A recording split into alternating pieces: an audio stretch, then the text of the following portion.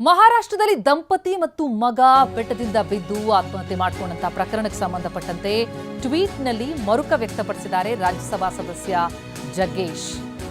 IPhone EMI ವಿಚಾರಕ್ಕೆ ಮನೆಯಲ್ಲಿ ಚರ್ಚಿಸೋ ತಾಳ್ಮೆಯಿಲ್ಲದ ಪೀಳಿಗೆ, ಕೋಪದ ಕೈಗೆ ತಂದೆ ತಾಯಿ ಮತ್ತು ವಂಶವನ್ನೇ ನಾಶ ಮಾಡಿಬಿಟ್ಟ ಮಗ, ಯಾವ ತಪ್ಪು ಮಾಡದ ತಂದೆ ಮಗನ ಹಿಂದೆ ಬಲಿಯಾದ್ರು, ತಾಯಿ ಘೋರ ಸಾವು ಕಂಡ್ರು ಅಂತ ಜಗ್ಗೇಶ್ ನೊಂದು ಪೋಸ್ಟ್ ಹಾಕಿದ್ದಾರೆ.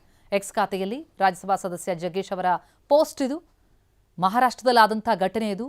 ಮಗ ಆತ್ಮಹತ್ಯೆ ಮಾಡ್ಕೊಳ್ತೀನಿ ಅಂತ ಬೆಟ್ಟ ತುದಿಯಲ್ಲಿ ನಿಲ್ತಾನೆ.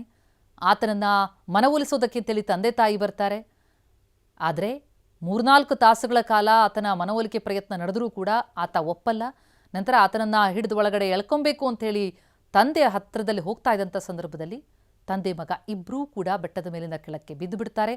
ಅದನ್ನು ನೋಡಿದ ತಾಯಿ ಕೂಡ ಬೆಟ್ಟದಿಂದ ಜಿಗಿತಾರೆ. ಒಟ್ಟಾರೆ ಇಡೀ ಕುಟುಂಬ ಈ ದುರಂತಕ್ಕೆ ಬಲಿಯಾಗ್ಬಿಡ್ತು.